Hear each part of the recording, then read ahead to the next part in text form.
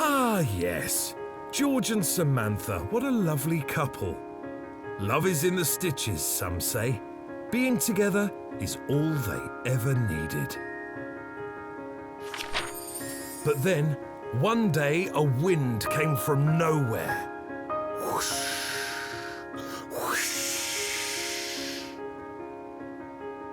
The strong gust swept Samantha off to an unknown place, away from George.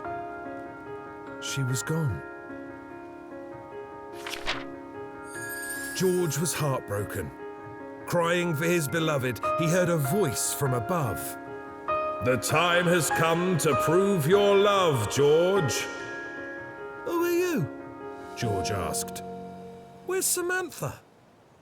"This is the beginning of your story, George," the voice said. "You must find a way to complete it." Suddenly, George was sucked away.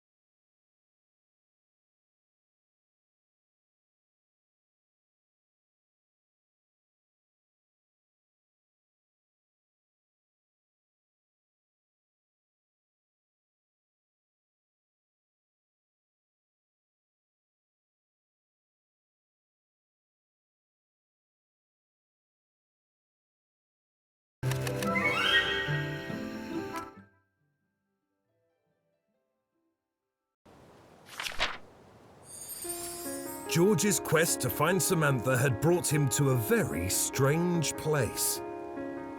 "Where am I? What's going on?" he asked aloud to no one, because no one else was there. George was alone. He quickly realized that his weight was important in this new place. That was surprising. Almost as surprising as the floating letters he saw. How is this possible? And what are they doing here? He wondered.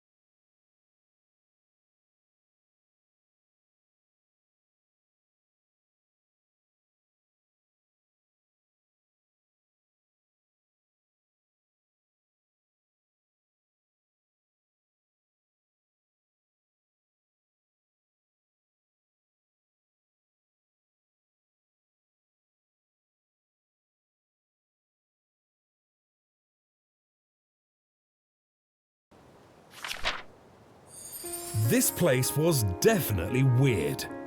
George noticed a tightly wound ball of blue thread hanging over his head. It reminded him of his childhood for some yarn reason. He reached up to get a closer look, and bang! Suddenly, he was blue and bigger. But how? His big blue self had the urge to stretch. Yes, stretch way out, and boom! Then, just as suddenly, he was red again and staring directly at a copy of himself. What is going on? How is there another red version of me? Have I been cloned?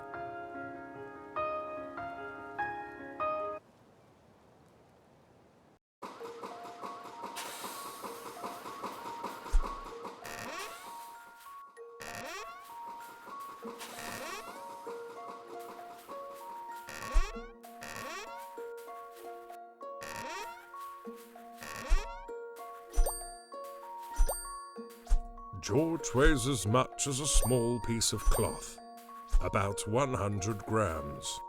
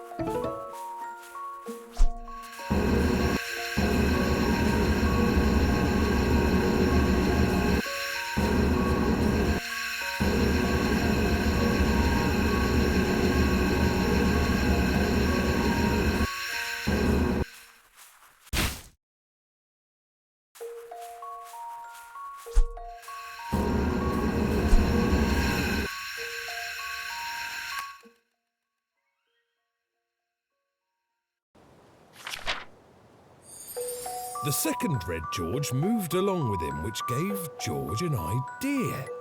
Perhaps he could find a way to use this clone.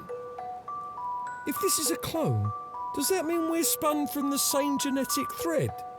George wondered. That would mean it is him, but also not, but well, also is, but... Yeah, it was a complicated matter.